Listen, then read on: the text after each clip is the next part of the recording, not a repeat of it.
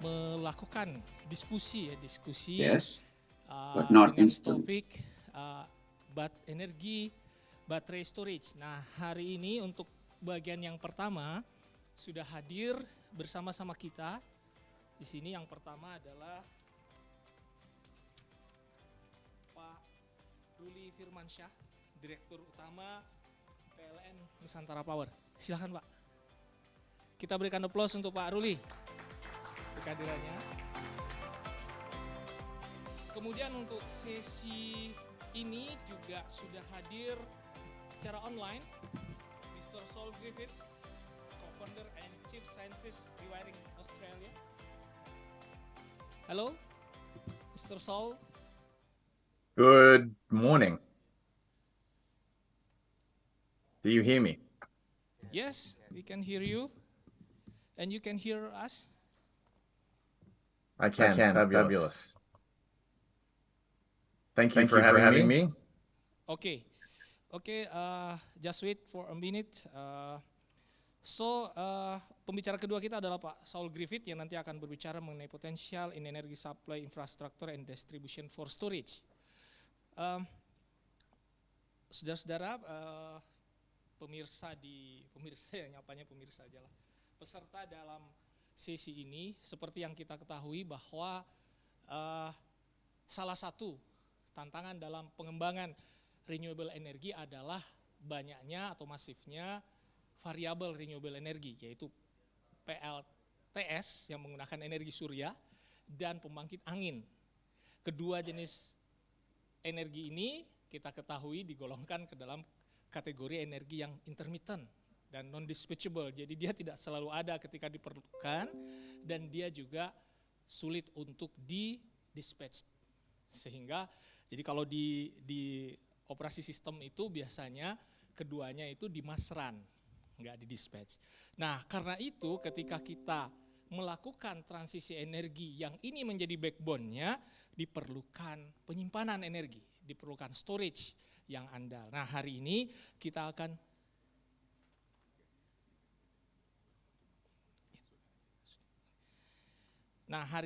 akan berbincang banyak mengenai mengenai energi storage, salah satu infrastruktur penting dalam transisi energi, terutama ketika backbone-nya adalah energi surya dan energi angin. Nah, sesi pertama yang akan menyampaikan materinya tadi sudah kami perkenalkan Pak Ruli Firmansyah mengenai current regulatory landscape and government support for energy storage production in Indonesia.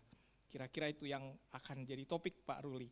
Jadi 10 menit pertama kita akan dengarkan Pak Ruli, kemudian 10 menit kedua Saul Griffith dari Australia akan menyampaikan paparannya dan nanti kita akan akhiri bagian pertama dengan question and answer kalau ada dari para hadirin.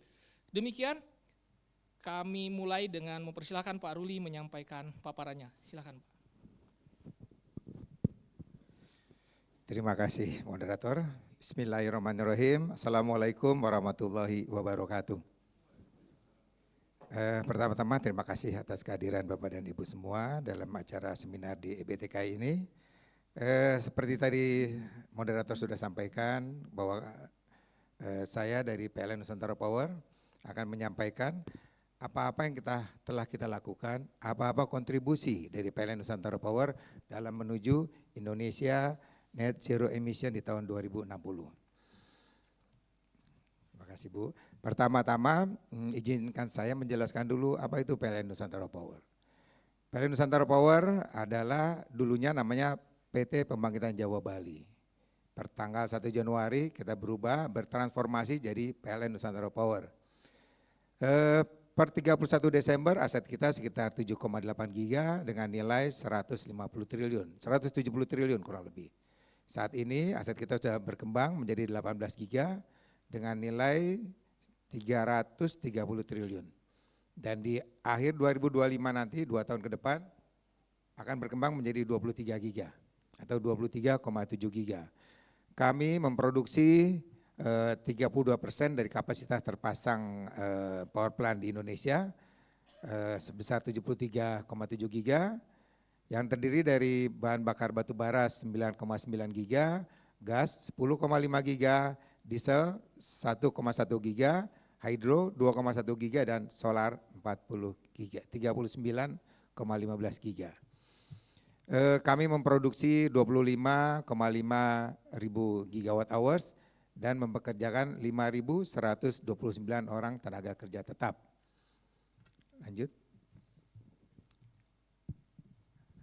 Dalam mendukung menuju net zero emission di 2060, kami memiliki 6 pilar inisiatif, yaitu renewable energy akselerasi, diantaranya adalah pengembangan hidro, solar, dan geothermal power, floating solar large scale, yang saat ini kita ada proyek di Cirata, merupakan floating power voltage terbesar di Asia Tenggara, 145 megawatt AC atau setara dengan 195 megawatt peak, yang insya Allah akan COD atau akan sinkron di bulan Oktober tahun ini. Juga kami ada biomass co-firing dan full firing, yaitu Sustainable Forest Management, kami mengembangkan ini di Nusa Tenggara. Lalu ada wood biomass dan RDF biogas, nanti kita jelaskan lagi. RDF kita sudah mengembangkan di beberapa daerah. Kemudian ada coal energy efficiency atau combustion tuning. Untuk full firing akan kita uji cobakan di Python. Saat ini memang masih 10%, cuman bekerja sama dengan pabrikan Jepang. Kita akan meningkatkan menjadi 50 dan akhirnya menuju 100% biomas. Lalu kami juga punya clean gas atau hidrogen amonia, sudah diuji cobakan di PLTGO Gresik, sudah berhasil, cuman skala ekonomisnya masih belum tercapai. Jadi ini salah satu yang kita harapkan bantuan dari pemerintah agar ada insentif khusus untuk pengembangan amonia dan hidrogen ini. Lalu ada program dedieselisasi dan gas conversion, solar wind power integration with diesel, dan smart grid and intelligent generation. Kemudian ada new energy seperti floating nuclear with SMR teknologi, ini masih menunggu kajian dari BRIN, juga kebijakan dari pemerintah. Lalu ada land based nuclear power, juga menunggu kebijakan dari pemerintah. Kemudian ada CCUS, yaitu post and pre combustion capture, oxy fuel combustion teknologi, penggunaan oksigen murni yang tujuannya untuk menurunkan karbon, dan chemical looping combustion teknologi. Semua ini ditujukan untuk menurunkan emisi karbon yang diharapkan di 2060 akan zero. Lanjut. Lanjut. Mana tadi? Oke, PNP mendukung RUPTL hijau dengan porsi EBT 6,3 gigawatt hingga tahun 2030. Jadi sejak tahun ini hingga 2030 kita ada proyek pengembangan energi baru terbarukan sebesar 6,3 gigawatt. Ini berasal dari mana? Yaitu 20,9 gigawatt adalah porsi EBT di RUPTL. Yang mana ini terdiri dari 52%. Dari 20,9 gigawatt ini, PLN Nusantara Power mendapat penugasan sebesar 6,3 gigawatt atau setara dengan 37% dari RUPTL. Terdiri dari pembangkit hidro mendekati 3 gigawatt, panas bumi 0,38 gigawatt, biomas dan biogas 0,23 gigawatt, surya atau bayu sebesar 1,33 gigawatt, dan lain-lain sebesar 1,4 gigawatt. Di mana skema pengembangannya 2,24 gigawatt kita lakukan swakelola, kemudian 1,96 gigawatt dengan menggandeng mitra, di mana PNP di sana sebagai majority shareholder 51%, dan selanjutnya 2,1 gigawatt menggait mitra juga, dan PNP di sana sebagai minoritas shareholder. Lanjut. Kemudian kami juga telah mengimplementasikan co-firing biomasa di 22 PLTU. Yang pertama adalah di Python yang telah saya sebutkan tadi. Pengembangan biomasa ini juga membantu berbasiskan ekonomi kerakyatan, membantu petani-petani atau lahan-lahan kritis di sekitar pembangkit untuk bisa dibuat menjadi lahan-lahan produktif dengan menanam pohon-pohon energi atau pohon-pohon kaliandra. Kemudian hingga tahun 2023 ini, sejak ditanamkan di tahun 2020, kami telah berhasil menurunkan 181.000 ton CO2. Ya. Membangkitkan 180.000 gigawatt energi dari biomasa dan membakar 166.000 ton tanaman biomasa atau setara dengan 181.000 penurunan emisi gas CO2. Lanjut. Kemudian hingga tahun 2023 ini PNP juga telah mengembangkan RDF. Kita telah bekerja sama dengan beberapa pemerintah kabupaten setempat untuk memanfaatkan sampah-sampah menjadi RDF. Ini sudah ada beberapa lokasi kita kerjasama dengan Pemkab Sidoarjo, ada 150 ton RDF yang kita manfaatkan per bulan. Kemudian dengan Pemkab Gresik 20 ton RDF, dan di Pemkab Tuban 0 sampai 10 dalam bentuk saudas. Kemudian di Indramayu 0 sampai 10 ton, Pemkab Pekanbaru 0,15 ton, 0 sampai 15 ton, dan Pemkot Balikpapan 0,17 ton. Selanjutnya di Ende, di Tidore, dan Pangkal Pinang yang relatif masih sedikit, artinya masih banyak potensi pengembangan RDF yang dapat kita serap. Jadi Bapak Ibu jika ingin mengembangkan RDF di daerah masing-masing, kita dengan senang hati akan memanfaatkan produksi itu. Oke, lanjut. Sampai dengan tahun 2023 secara keseluruhan PLN Nusantara Power berhasil menurunkan emisi karbon sebesar 17 juta ton CO2. Dari biomass co-firing 0,7 juta ton, dari energi efisiensi kami berhasil menurunkan 2,7 juta ton, dari coal plant menurunkan 2,2 juta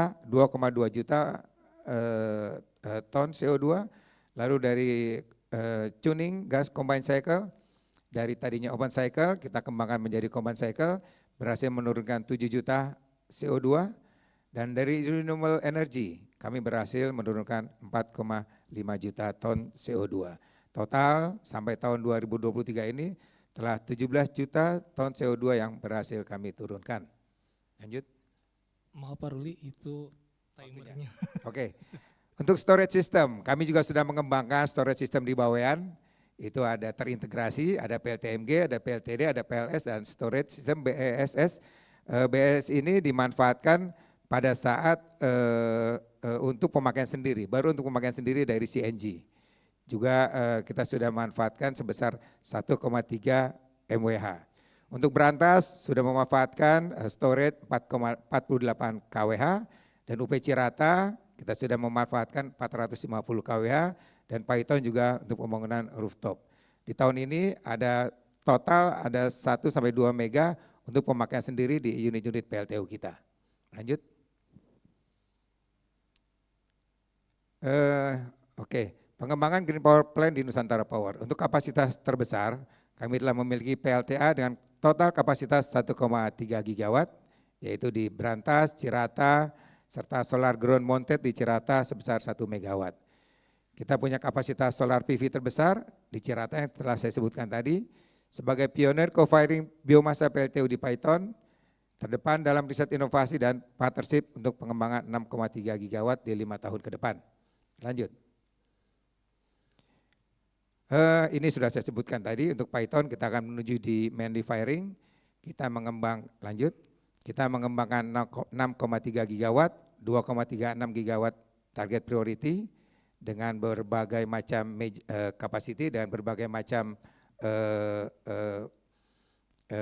bentuknya dari solar, hydro, micro, dan wind power. Lanjut. Seperti diketahui, penggunaan baterai ini tidak terlalu cepat kita manfaatkan karena seperti Bapak dan Ibu tahu, dari sisi harga masih cukup tinggi, harus bisa memanfaatkan baik. Satu sisi kita dibatasi dengan harga jual yang tetap menunggu regulasi pemerintah. Untuk itu agar baterai ini bisa digunakan dengan massal, butuh dukungan dari pemerintah. Seperti biaya investasi yang tinggi pada industri pembuatan baterai, kita mohon dukungan dalam bentuk kebijakan dan ekosistem untuk menumbuhkan industri baterai dan peralatan EBT. Jadi kalau ekosistemnya ini belum terbangun, semua saling tunggu. Konsumen tunggu harga turun, pabrikan tunggu konsumen naik. Jadi mohon pemerintah ikut turun tangan di sini dan membangun ekosistem penggunaan misalnya di electric vehicle. Kemudian tambahan biaya operasional pembangkitan EBT berbasis baterai, di mana di sana adanya cyclic lifetime pada baterai yang menyebabkan harga sisa nanti akan sangat cepat turunnya. Kita mohon ada pemberlakuan tarif khusus dan kompensasi atas pengoperasian pembangkit EBT dengan teknologi baterai.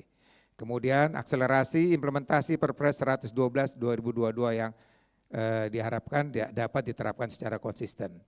Kita harapkan ada pembahasan bersama dan penerbitan Tekjuknis Perpres nomor 112 tentang percepatan pengembangan energi terbarukan dan penyediaan tenaga listrik, serta penugasan kolaborasi antar departemen, badan milik negara yang berkaitan dengan industri strategis pendukung pengembangan energi baru terbarukan.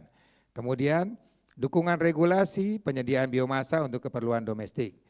Regulasi yang berkaitan sinkronisasi target volume penggunaan biomasa dengan harga penyediaan, penugasan kepada industri besar, penghasil dan pengekspor biomasa atau bioenergi untuk memenuhi kebutuhan dalam negeri dan presentasi tertentu.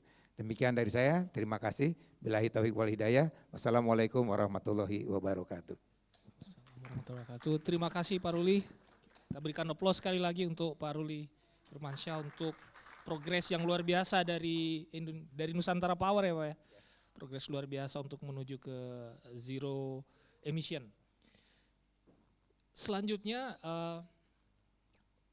Saul, can you hear me? Yes. Okay.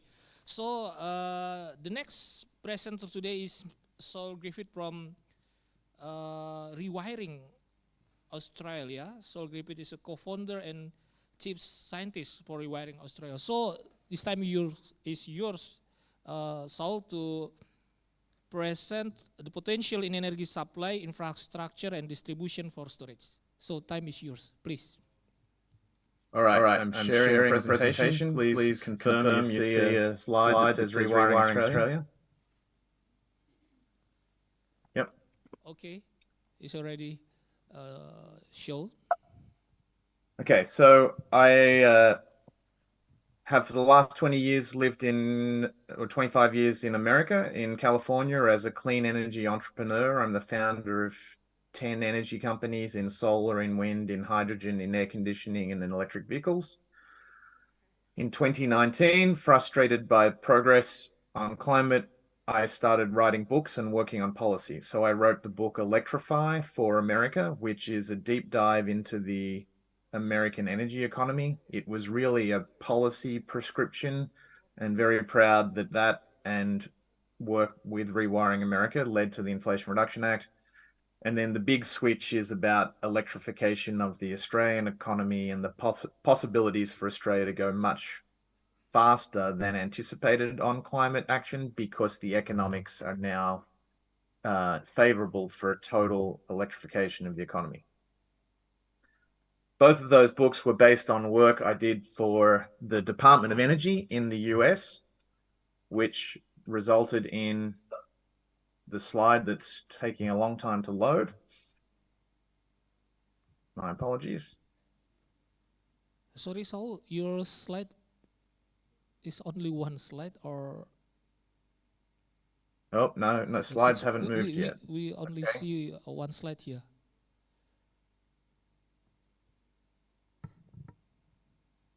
Let me try again.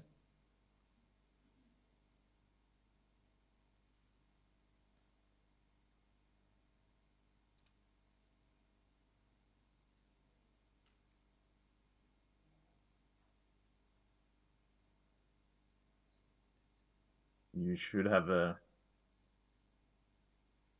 two slides that look like book covers. I'm not seeing them.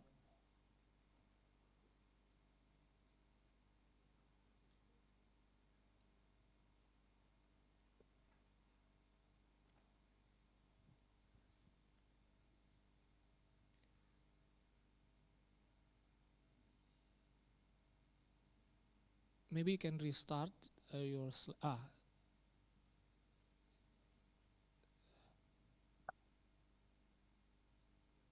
There's a long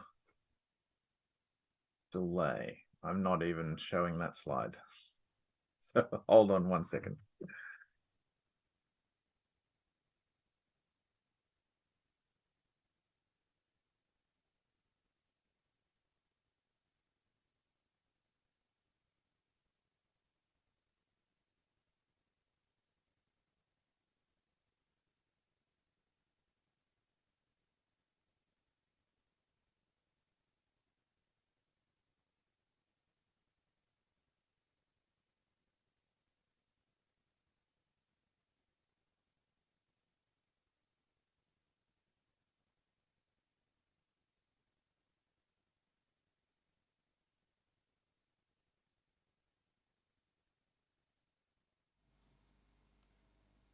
These are the 2 books I mentioned. So hopefully now everything is working again. Electrify was about the electrification of the American economy and the big switch for Australia. After writing Electrify, I founded an organization called Rewiring America. Rewiring America helped start the Senate Caucus for Electrification in the US Senate, the Mayor's Coalition for Electrification, Business Leaders Coalition for Electrification, and we worked very hard on the Inflation Reduction Act. That led to an invitation to the White House to meet with this guy, President Biden, for the celebration of the passing of the Inflation Reduction Act, which was the largest climate-oriented bill in human history. This is my team in America that did that work. There's me. The 2 men in ties work for Chuck Schumer. They organized the policy work, and this gentleman on the far right and myself, we did a lot of the math and the energy science behind the Inflation Reduction Act. And these 2 men are the CEO and co-founder of Rewiring America, and the lady in front wrote much of the policy. This is a little bit why the Inflation Reduction Act, or a climate bill, was called the Inflation Reduction Act. This black line is the total cost of energy for an Australian household from 1990 through to 2022. This is the cost for their petrol, their diesel, their electricity, and their natural gas. You can now project that if in 2022 you swapped the vehicles for electric cars, you electrify the kitchen, you electrify the heating systems, and you electrify the whole house, and you run half of that on rooftop solar and half of that on electricity from the grid, the total cost of energy would be this line down here, about 1/3 of the cost of energy from fossil fuels. And this is why I am very proud of the work at Rewiring America, and we were able to help get the Inflation Reduction Act, because as you just see, electrification is anti-inflationary, because instead of buying fuels, you are financing machines that are electric that will produce the energy for 20 or 30 years at a fixed cost of financing. It's one way to think of it is when you buy rooftop solar energy, you're buying 30 or 25 years of energy up front. This is the Inflation Reduction Act explained. You can see that the great majority of the bill was electrification. Each of these little words is one particular piece of the bill. About 40% of it was on the supply side. So that is credits for solar, wind, and nuclear to produce clean electricity. And I'm very proud we did work on the demand side, which is where we use energy, which is electric vehicles, financing of electrification of houses, and financing of electrical machines. There are about 1 billion machines in the US economy that currently use fossil fuels. To hit America's climate targets, those 1 billion machines need to be entirely replaced with all electric machines by 2045. So that is the sort of the machine view. That led to $370 billion in incentives in the US. About half of that was for households. In fact, if you enter my household in San Francisco, we qualify for $33,000 worth of incentives to electrify the vehicles and to electrify the home. And now I'm working on Rewiring Australia, trying to get Australia to be equally or even more ambitious than America on climate policy. And it's focused on wholesale electrification of the economy, and particularly on the demand side machines. Again, that's the households and that's the cars. Sorry, Saul, your time is under 1 minute, please. Under 1 minute. Okay, I'm sorry we consumed too much time with the technical problems. Give me 1 second. I'll cut to the answer.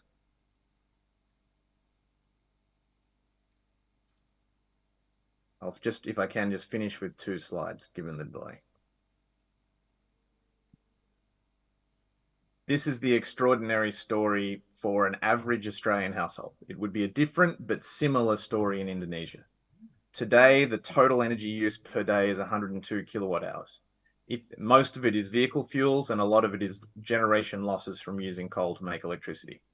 If we were all solar and wind and geothermal powered and hydroelectric, the energy use for that household would go down to 37 kilowatt hours per day, reducing by 64%. You haven't changed the behavior of the household. You haven't shrunk the cars or shrunk the household. You've just gone to much, much more efficient electrification.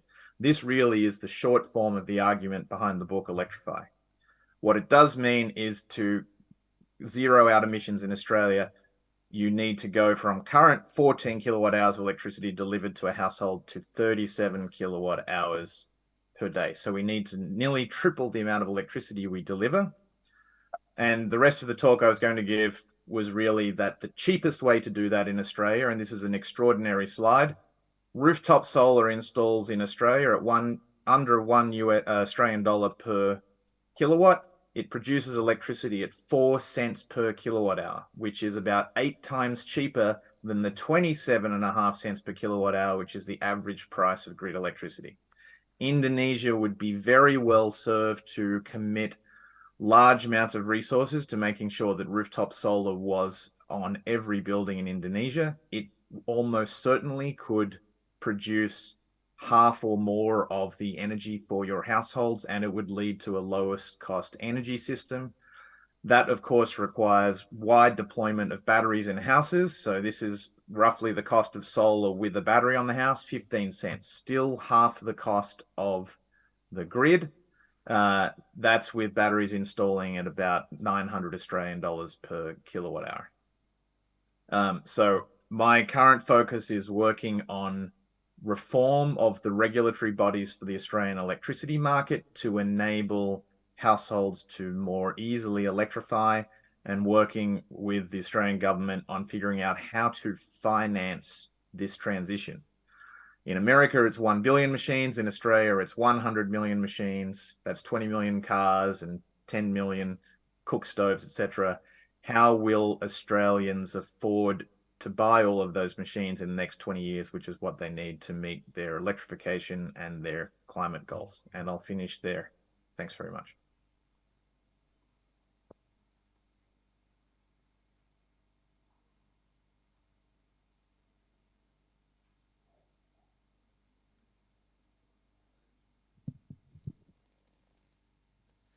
I'm not sure. Okay, thank you. So, is for your presentation. So, please give our applause to Saul Griffith from Rewiring Indonesia. Sorry, Rewiring Indonesia. Well, Okay. Rewiring America and Rewiring Australia, and now also Rewiring New Zealand. So we are trying to build a global movement for demand-side electrification for climate action. And so maybe this will be the beginning of Rewiring Indonesia. Thank you. Baik hadirin, setelah kita mendengarkan paparan dari Pak Ruli Firmansyah dan tadi dari Pak Saul Griffith dari Rewiring Australia, saya salah sebut ya, bukan Rewiring Indonesia tapi Rewiring Australia, kita sekarang masuk ke sesi tanya jawab untuk dua pemateri kita. Tapi sebelumnya saya perkenalkan sudah hadir juga bersama kita Ibu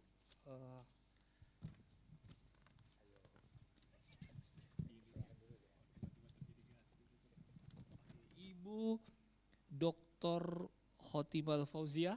Saya nggak salah sebut ya Bu ya. Beliau adalah profesor riset dari BRIN,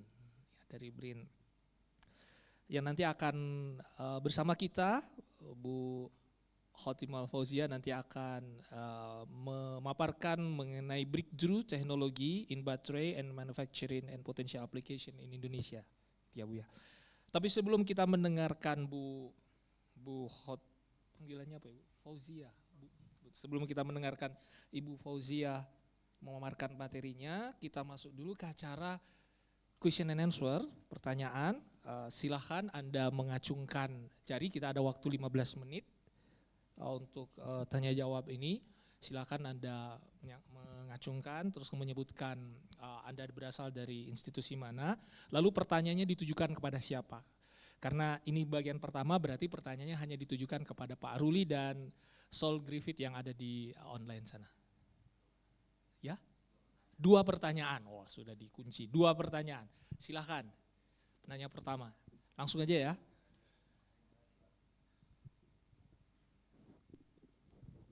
Oke, terima kasih. I would like to ask to Mr. Saul Griffith ya. Iya, Mr. Saul Griffith. From Australia. From the slide Australian household energy use, there is energy use goes down to 64% yeah. I would like to ask you, how could it be? Because from your graph, yeah, there is vehicle fuels. Is it means that the vehicle fuels will be replaced by battery, yeah, vehicle battery, or maybe you have the another strategy, yeah, to make this energy use goes down by from 64, and then the goes down is more than 50%. Yeah, I see here that electrified in 2021. Okay, thank you. That's Tadi my question. namanya siapa Mas? Dari mana? I'm Sigit Kusumawan from PLN Nusantara Power. PLN Nusantara Power. Oke, thank you. Pertanyaan kedua ada? Oke, silakan. So I should answer the question. Dari nama dan dari mana? Saya Ketut Tribayana dari Petrusi, PT Petrusi Oke, Tbk. baik. So I would like to ask Saul about how confident you are about the electrification or rewiring Indonesia, because it's very different from the US and Australia. We are very slow and the greater, and also didn't seem updated for technology. And what do you think about how to rewiring Indonesia? Thank you. Okay, so because all the question for Saul, Pak Ruli bisa santai-santai dulu ya Pak ya.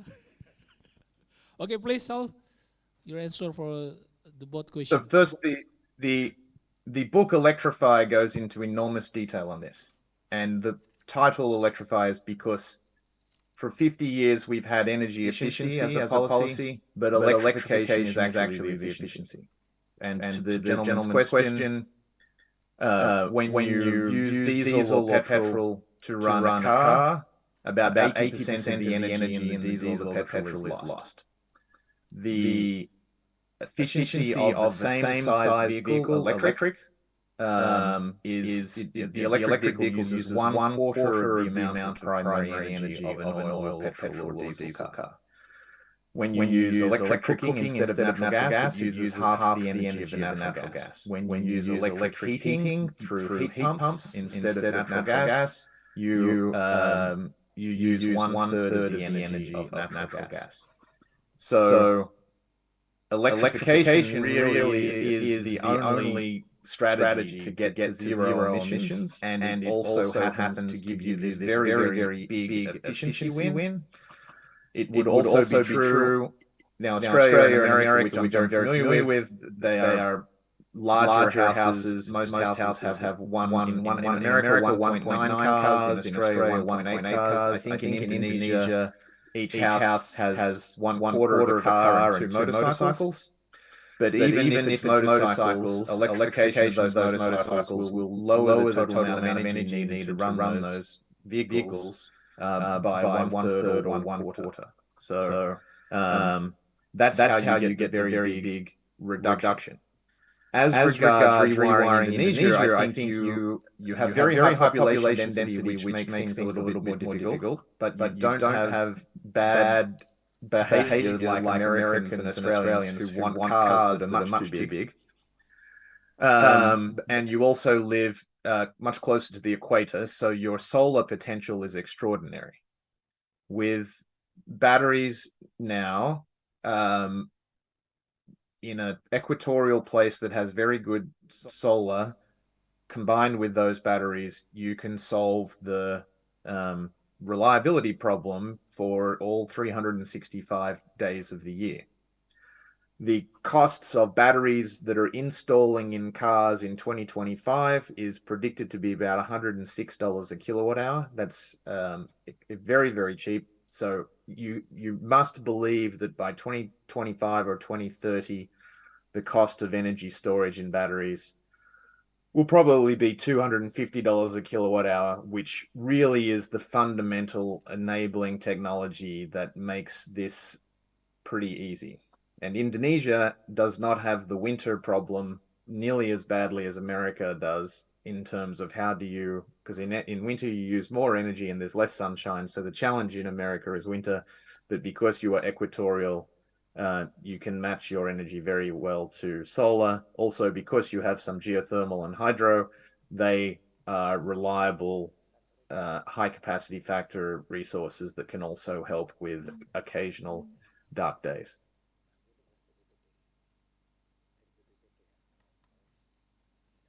I would love to do much more analysis on Indonesia. I'm sorry I didn't have the time to do that for this talk. Oke, thank you. So, you think, pertanyaan Anda sudah bisa terjawab?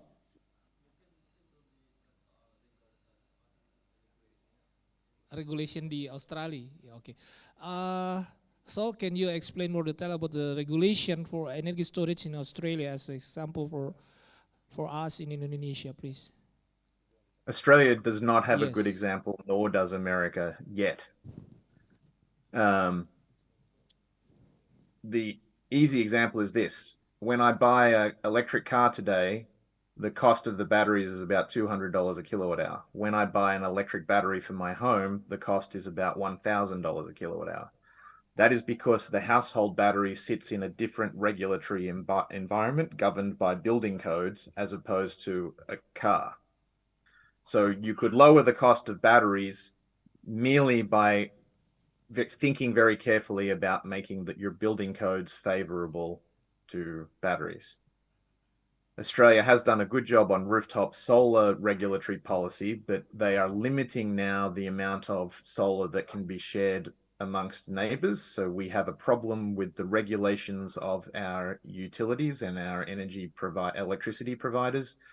And to be very honest, the state electricity providers are antagonistic to solar and batteries, and they are slowing down our energy transition, and that is the regulatory problem that I am trying to fix in Australia.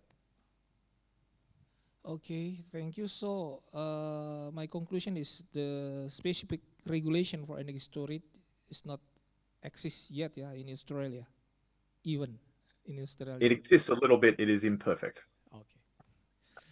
Okay, thank you, Sol. So, karena kita tadi cuma dikasih jatah 2 pertanyaan ya, jadi untuk sesi ini pertanyaannya cukup sampai di sini. Selanjutnya kita masuk ke putaran kedua ya. Putaran kedua sudah ada Bu Fauzia yang akan menyampaikan paparannya. Mohon kalau di catatan saya ini 10 menit nih Pak Panitia. Ini dikasihnya 10 menit atau 5 menit? 8 menit, oke. 8 menit Bu, waktu untuk menyampaikan paparan. Terima kasih. Ya, baik. Terima kasih Pak Sudarmono ya. Ya, terima kasih. Selamat pagi Bapak Ibu semua. Perkenalkan, saya Khotimatul Fauzia dari Pusat Riset Konversi dan Konservasi Energi Badan Riset dan Inovasi Nasional. Jadi sebenarnya ada permohonan maaf juga, harusnya Prof. Enia yang hadir di sini. Kebetulan beliau mendadak ada penugasan, jadi saya coba menggantikan beliau.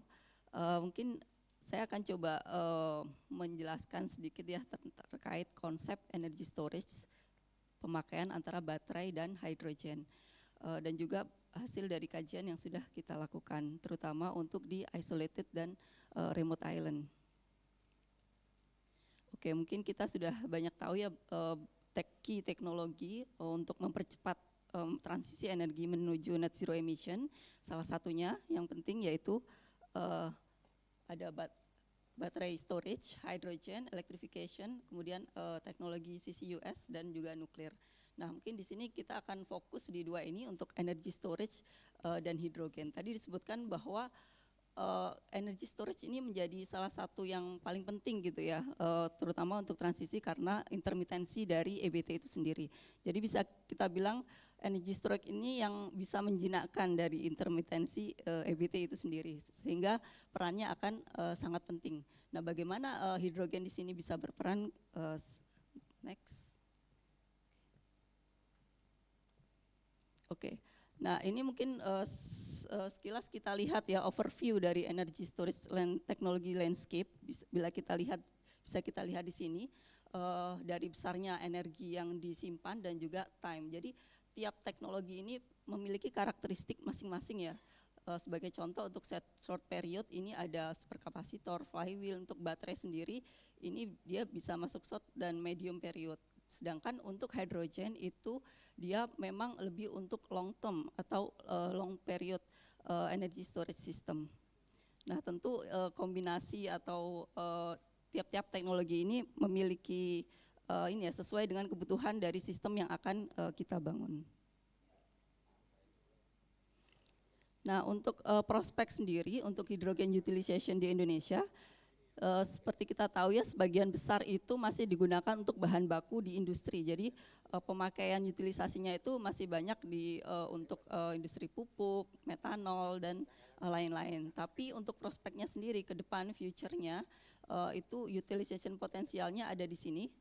Di transportation dan juga di sisi power system untuk termasuk juga untuk energy storage system. Nah, tentu ini tergantung pada ini ya ke depan tren teknologi ke depan, kemudian regulasi dari pemerintah dan juga kebijakan insentif. Nah, mungkin sini akan saya jelaskan untuk green hydrogen storage system konsep. Jadi secara konsep green hydrogen itu dia produksi hidrogen yang diperoleh dari sumber renewable energy. Jadi sumber renewable energy ini selain intermittent juga kita bisa memanfaatkan ekses atau kelebihan dari renewable energy ini kita manfaatkan untuk proses elektrolisa. Kemudian dari elektrolisa ini akan menghasilkan gas hidrogen atau yang kita sebut green hydrogen. Kita simpan di sini, di mana pengaplikasiannya untuk hidrogen ini sebagai energi karir tidak hanya terbatas di electricity, tapi juga di sektor yang lain seperti di industri maupun transportasi. Sehingga diharapkan dari konsep green hydrogen energy storage ini kita bisa memaksimalkan potensi dari renewable energy untuk dekarbonisasi tidak hanya di sektor ini ya terbatas di power atau kelistrikan, tapi juga di semua sektor baik industri maupun di transportasi. Nah, kenapa ini menjadi menarik gitu ya, green hydrogen energy storage system ini menjadi menarik gitu. Ya tadi sudah sempat disinggung juga tentang intermitensi dari renewable energy, kemudian perbedaan antara supply dan demand dari renewable energy ini sendiri. Sebagian besar mungkin ini kita curtail gitu ya, atau opsinya disimpan dalam baterai. Nah, salah satu opsi lagi itu kita simpan dalam bentuk P2G, kita sebutnya atau P2X ya, power to X. Salah satunya dalam bentuk gas, kita storage dalam bentuk gas yang nanti bisa dimanfaatkan ke industri maupun sektor transportasi, atau kita reelektrifikasi lagi menjadi power to power. Jadi kita bisa manfaatkan lagi, bisa menggunakan gas turbine atau menggunakan fuel cell. Nah, pemanfaatan electrolyzer ini menjadi penting ya di sini untuk memanfaatkan dari ekses dari renewable energy itu sendiri. Nah, kalau kita melihat proses konversi sendiri tadi power to gas, power to power, di situ ada banyak proses konversi energi yang di situ pasti ada terbanyak losses ya, potensi losses. Nah, jika kita menggunakan, kita lihat efisiensi ya, kita menggunakan pure renewable energy itu sendiri, langsung direct usage itu kita bisa 100% memanfaatkan. Tapi apabila kita ada power to gas, kita simpan dari hidrogen, di sini memang ada losses sekitar 20-30% sehingga efisiensinya sekitar 70-80%. Nah, Kemudian apabila gas tadi kita konversi lagi menjadi power atau menjadi listrik menggunakan fuel cell atau gas turbine hidrogen, itu efisiensinya akan turun lagi sehingga sekitar 35-40% untuk efisiensinya. Nah, ini yang saat ini masih menjadi isu ya untuk efisiensi dari sistem ini. Tapi sekali lagi yang kita manfaatkan itu tadi adalah ekses dari renewable energy itu sendiri. Untuk kita manfaatkan, kita simpan gitu ya dalam bentuk gas maupun kita manfaatkan kembali dalam bentuk listrik.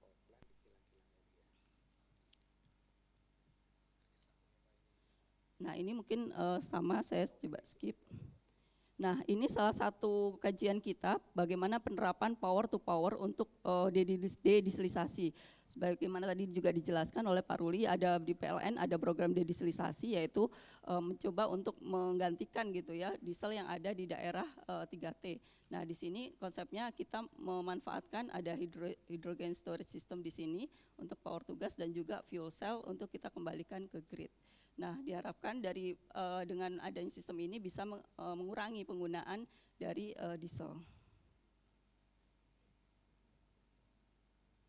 Nah, ini kira-kira prosesnya ya, hydrogen storage teknologi ini merupakan long term storage, distributed storage dan juga green transition.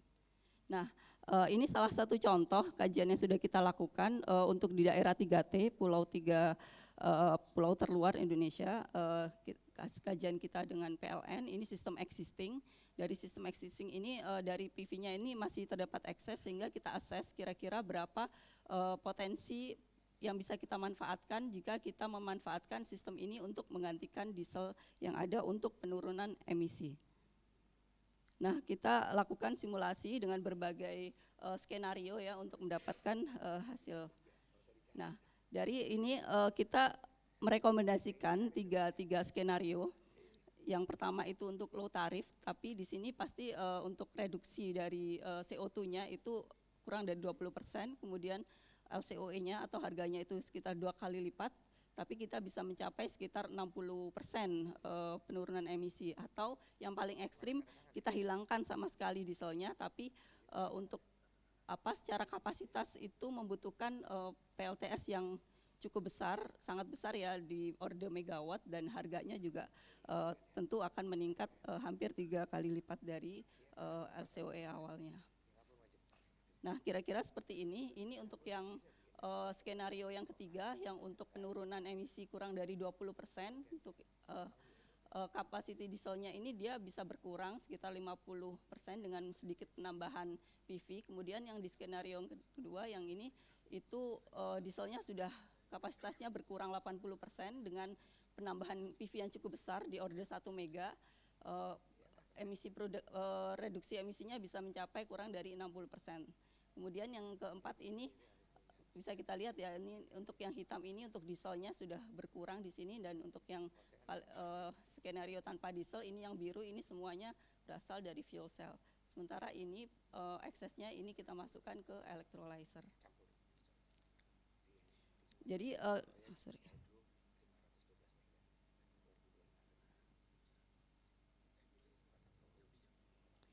Nah, kira-kira konsepnya seperti ini ya. Kita memanfaatkan baterai sebagai untuk grid stabilization-nya. Jadi untuk fluctuating generation ini kita tetap memanfaatkan baterai, sementara untuk excess energinya kita manfaatkan green hydrogen storage. Kemudian kita reelektrifikasi lagi ke dalam grid. Nah, ini kira-kira gambaran sistem tipikal konfigurasinya. Ini untuk sistem PV, kemudian ini water treatment, ini untuk electrolyzer, fuel cell, dan ini untuk baterai storage sistemnya. Nah, untuk harganya sendiri ini sangat dipengaruhi oleh harga dari sumber renewable itu sendiri, karena yang membuat green hydrogen ini menjadi mahal itu jadi sumber energi yang kita gunakan. Jadi harapannya dengan semakin menurunnya harga dari renewable energy ke depan bisa menurunkan cost of hidrogennya. Nah, mungkin terakhir ini bila kita lihat challenge dan keuntungannya sendiri. Yang pertama untuk sistem ini bisa menurunkan OPEX terutama untuk daerah dedieselisasi ya, penurunan diesel. Kemudian dia memiliki storage long term untuk hidrogen sesuai dengan karakteristiknya. Kemudian meningkatkan anaerobic penetrasi renewable itu sendiri. Kemudian salah satu keuntungannya itu yaitu untuk self discharge-nya ini cenderung bisa kita abaikan gitu ya dibanding dengan baterai yang ada self discharge. Makanya dia mungkin lebih cocok untuk long term storage. Kemudian elektrolisis itu juga bisa kita gunakan untuk grid balancing tadi yang memanfaatkan ekses dari PV itu kita manfaatkan untuk menghasilkan energi hidrogennya. Nah, cuman di sini tentu challenge-nya secara capex atau capital expenditure-nya dia masih cenderung tinggi. Kemudian karena ini ada banyak sistem ya untuk water treatment, electrolyzer dan lain-lain tuh kompleksitas sistemnya itu tentu lebih tinggi.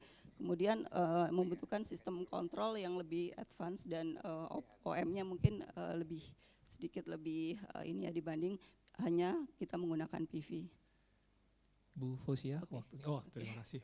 Pas, oke. Sekian dari saya, terima kasih. Terima kasih, kita berikan aplaus untuk Bu Fauzia untuk paparannya. Baik hadirin, kita masuk ke bagian terakhir dari sesi ini. Di sini kita akan berdiskusi dan juga ada question and answer jika diperlukan masih ada pertanyaan. Jadi mungkin bagian pertama kita berikan dulu kesempatan jika ada penanya yang ingin menyampaikan pertanyaan ke Bu Fauzia dan kemudian nanti kita coba masuk ke diskusi mengenai materi-materi yang dipaparkan hari ini. Silahkan kita beri berapa, satu atau dua? Dua ya, oke dua.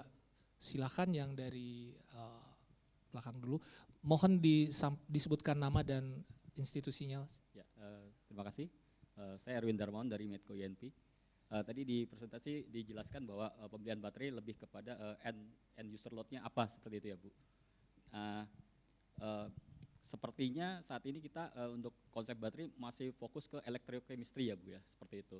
Nah apakah kita bisa melihat teknologi lain untuk men-store energi renewable tadi, misalnya heat battery. Tapi ya tentu saja dengan consumer end user load-nya juga dalam bentuk heat juga, misalkan buat boiler, steam boiler ataupun ya yang lain gitu yang bentuknya heat juga Bu. Nah dari situ apakah ada semacam studi lagi ke arah sana Bu, kita lihat efisiensinya dibandingkan menggunakan electrochemistry baterai. Terima kasih. Baik, mungkin dijawab langsung aja Bu ya. Ya, terima kasih Pak Erwin ya. Ya, terima kasih Pak Erwin untuk yang ini apa ya storage system ke heat ya. Ya itu salah satunya P2X itu kan ada tadi power to gas. Nah salah satunya itu power to heat. Nah itu tadi mungkin di slide bisa dilihatkan ya salah satu potensi pemanfaatan untuk utilization hydrogen itu yang di slide itu ada untuk heatnya. Itu kalau dari studi yang kita lakukan mungkin kita masih belum untuk ini ya Pak ya untuk heatnya, tapi saya rasa itu ke depan di luar itu sudah jadi satu kesatuan ya, power to X itu termasuk untuk pemanfaatan heatnya. Mungkin seperti itu. Terjawab ya Mas. Silahkan penanya kedua. Ya silahkan.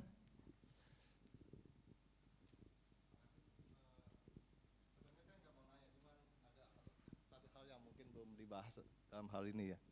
Jadi mungkin berkaitan dengan battery kayak seperti flow battery, mungkin Ibu familiar dengan flow battery yang non lithium, non hydrogen gitu ya, ada flow battery di luar juga sudah berkembang sekali justru malah bukan di hydrogen. Hydrogen satu hal, tapi mungkin flow battery itu ada zinc bromine, ada vanadium flow battery. Dan mereka justru kontak saya ada kontak dengan mereka menawarkan investment di sana gitu. Ada perusahaan Amerika, startup Amerika berkaitan dengan flow battery gitu. Mereka menawarkan investment di sana. Tapi saya lempar ke PLN, saya lempar ke Pertamina, belum ada. Mungkin ada minat gitu ya. Mungkin karena terlalu mahal bagi Indonesia ataupun apa gitu ya. Teknologinya juga baru. Cuman masalahnya adalah bahwa sepertinya kalau kita membahas di Dragon seperti tadi tingkat efisiensi mungkin ada baiknya kita study tentang flow battery ini, karena itu long duration, terus kemudian juga ada hal yang mungkin kita bisa dari sisi diversifikasi ya. Mohon mungkin Brin punya ide tentang hal ini Bu, terima kasih. Ya, terima kasih Pak. Sebelumnya untuk flow battery, kebetulan kita juga sebenarnya sudah pernah Pak untuk mengimplementasi vanadium redox battery di sistem kita grid di Sumba. Di Sumba itu dulu awal implementasi kita menggunakan vanadium redox battery. Cuman memang pada waktu itu memang ada sedikit masalah Pak, karena ternyata untuk vanadium redox battery ya mungkin ini lesson learn aja ya Pak, ya mungkin yang sudah kita pernah lakukan kajiannya itu untuk internal energy consumption-nya cukup tinggi. Nah kebetulan di Sumba itu gridnya lemah gitu ya Pak ya. Jadi pada saat PLTS-nya itu produksinya rendah, sementara si vanadium redox-nya membutuhkan supply yang cukup besar gitu ya untuk internal consumption-nya di di sistemnya itu, sehingga itu mengganggu ke gridnya juga gitu Pak pada saat itu. Tapi mungkin ini saya nggak tahu ya perkembangan next-nya mungkin lebih ini lagi, karena mungkin itu specific case yang di tempat kita yang di Sumba, karena memang secara jaringannya itu cukup lemah gitu dibanding besarnya penetrasi PLTS dan juga besarnya kapasitas vanadium redox baterainya. Jadi di internal consumption powernya ternyata cukup besar gitu makan, jadi kita harus ngambil dari PLN waktu itu, yang itu cukup mengganggu sistem waktu itu. Tapi mungkin nextnya saya lihat memang trennya udah ada lagi gitu ya untuk ini, karena itu dia bisa long term juga. Mungkin nanti bisa kalau misalnya ada informasi terkait itu update, mungkin kita bisa berdiskusi lebih lanjut seperti itu Pak. Baik Bu Fauzia, terima kasih. Jadi tadi flow baterai sudah pernah dicoba vanadium redox di Sumba ya, tapi kurang berhasil. Karena ada kendala gridnya lemah ya. Iya, baik. Sesi tanya jawab sudah, kita masuk ke sesi diskusi. Nah, diskusi ini tadi saya mengantarkan saja. Nanti silakan jika ada tanggapan dari hadirin. Jadi tadi dari kita mengikuti diskusi hari ini, Pak Ruli sudah menjelaskan sejumlah rencananya Nusantara Power, Pak Ruli untuk penggunaan storage, meskipun storage tadi di paparan Pak Ruli, storage itu masih lebih banyak untuk kepentingan sendiri ya Pak ya, kepentingan sendiri untuk ada yang fungsinya sebagai smoothing di PLTS ya Pak ya. Tadi sudah dipaparkan oleh Pak Ruli. Nah, jadi kelihatannya kalau dari sisi praktis, karena Pak Ruli dari industri yang langsung berkecimpung di bidang ini, storage saat ini masih lebih banyak kepada kepentingan sendiri, banyak kepada fungsi smoothing di pembangkit Nusantara Power. Tetapi isu besarnya adalah harga ya Pak ya.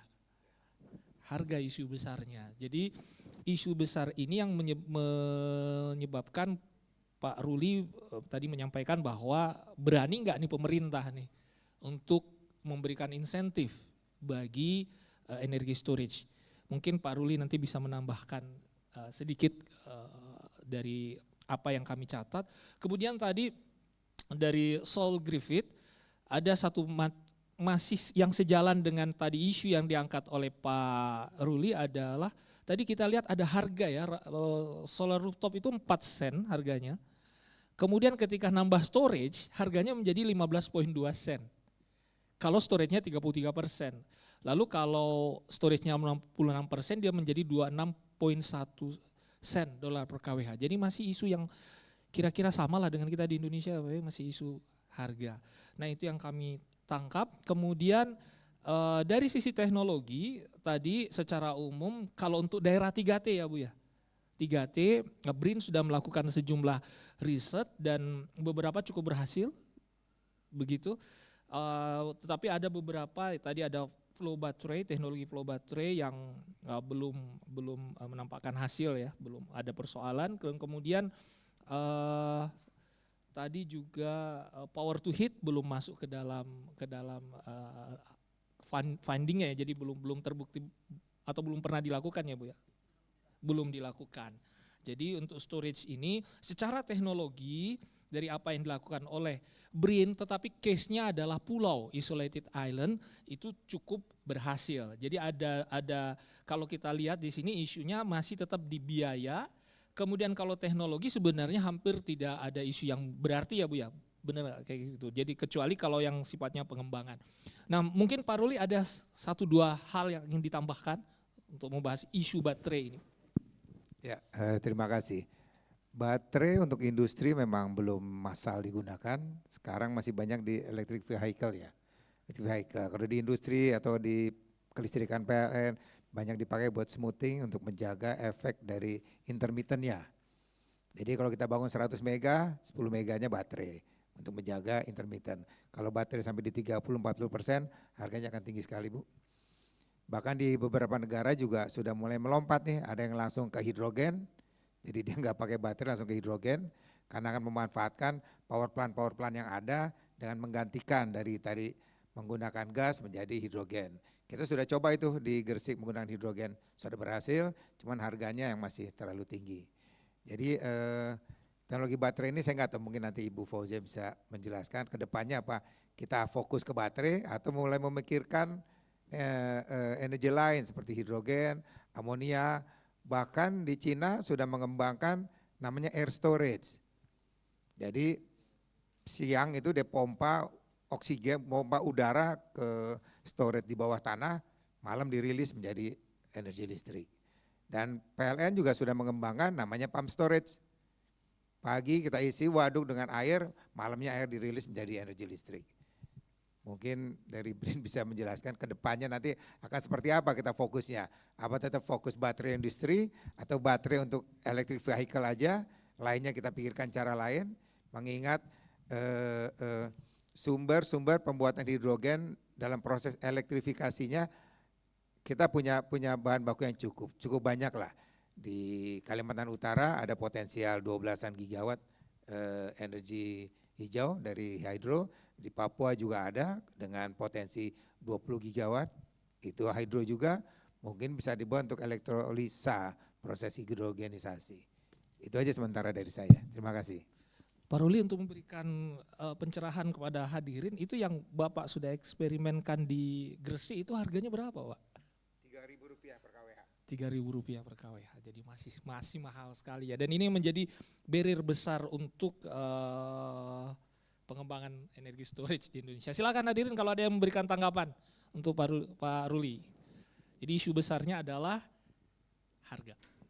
Kemudian tadi Pak Ruli mengangkat isu berikutnya adalah kita mau masuk di baterai industri atau melompat ya Pak ya, melompat ke hidrogen dan amonia. Nah Pak Ruli sudah melakukan eksperimen luar biasa, Nusantara Power 1000 langkah ke depan ini kayaknya, 3.000 kWh.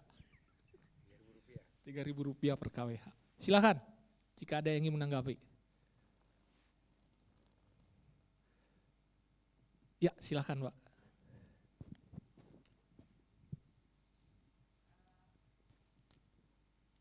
Bisa disebutkan nama dan institusinya Pak.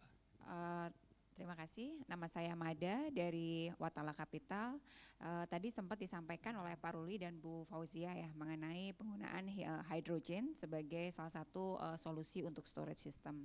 Tadi Pak Ruli sempat menyampaikan bahwa harga per kWh itu adalah Rp3.000. Artinya sebetulnya ini pengalaman ya Pak ya, kebetulan saya banyak bekerja di daerah rural, ya mungkin cocok untuk island ya. Dan memang harga per kWh itu kalau menggunakan diesel memang jauh lebih mahal. Tapi kalau dipikirkan bahwa ada environment cost yang harus dibayar sehingga harga diesel itu sendiri sudah tinggi ditambah environment cost harusnya jauh lebih tinggi. Dan kalau disampaikan bahwa tadi adalah 3.000 per kWh itu harusnya menjadi lebih baik ya karena sudah tidak ada environment cost pada beban biaya dari pembangkitan itu sendiri. Nah, tadi juga sempat Bu Fauzia menyampaikan bahwa ini adalah untuk island. Seperti kita tahu di Indonesia island itu kapasitinya sangat kecil karena rata-rata penduduk di kita itu scattered. Nah, menurut Bu Fauzia berapa sebetulnya kapasitas yang paling terkecil yang visible untuk pembangkitan hidrogen? Karena kalau misalnya kita menggunakan hybridnya itu adalah seperti baterai, solar PV yang selama ini udah berjalan dan mungkin sedikit kapasitas penggunaan diesel mungkin hingga ditekan hingga 20%, itu harga masih cukup dianggap visible dengan tingkat katakanlah desa pengembangan di 300 hingga 400 kilowatt peak. Demikian, terima kasih. Terima kasih. Tanggapan yang menarik ya. Jadi 3.000 per kWh masih murah Pak, karena sudah bersih dari environmental cost. Tinggal pertanyaan siapa yang mau bayar ya Pak ya. Oke baik. Nah tadi ada pertanyaan menarik juga, kalau untuk island minimum kapasitasnya berapa? Silakan Bu. Terima kasih Bu. Oh ya Bu Mada, tadi terkait ini ya untuk island memang betul secara karakteristik loadnya itu memang untuk residensial ya, dan dia scatter. Tadi kan sekitar 400 kilowatt peak ya ini. Nah dari hasil kajian kita memang benar Bu, kalau misalnya kapasitas yang paling visible itu memang semakin besar di order mega. Kalau di bawah itu jauh gitu ya, tidak visible gitu. Di studi kita mungkin itu spesifik ya, site tertentu itu bisa sampai 3 mega atau mungkin bisa lebih, ada yang 10 mega gitu ya untuk ini. Jadi di saat kapasitasnya segitu itu baru mungkin mendekati visible untuk yang hidrogen itu, memang seperti itu. Baik, 3 mega Bu, besar ya. Karimun Jawa aja cuma ada 2 mega itu bebannya. Karimun Jawa, mungkin kalau Nusa NP ada pulau Pak yang dipegang khusus NP. Oh, belum ada. Oke, 3 mega, menarik karena angkanya sudah keluar nih, 3 mega baru visible. Susah ini. Nusa Penida mungkin 8 mega, 10 mega mungkin Nusa Penida. Mungkin bisa di Nusa Penida. Karimun Jawa 2 mega. Ya, pulau-pulau tertentu. Baik, karena waktunya juga sudah berakhir kelihatannya. Jadi sesi diskusi panelnya sebenarnya menarik, diskusi panel kalau kita teruskan, tetapi karena waktunya terbatas jadi kita cukupkan sampai di sini. Di catatan kami tadi ada beberapa poin tadi ya. Yang pertama, isunya masih tetap sama, yaitu isu harga. NP sudah melangkah jauh melakukan eksperimen Rp3.000 per kWh, meskipun tadi Bu Mada bilang itu murah loh kalau dibandingkan sama diesel karena environmental cost-nya nggak dihitung. Jadi kita harus memikirkan siapa yang mau bayar 3.000 per kWh ini. Kemudian tadi untuk kedepannya ada pertanyaan menarik dari Pak Ruli untuk kita semua. Jadi apakah mau bertahan ngejar baterai atau mending lompat aja ke hidrogen dan amonia? Kelihatannya secara bisnis lebih menarik ya Pak Ruli ya?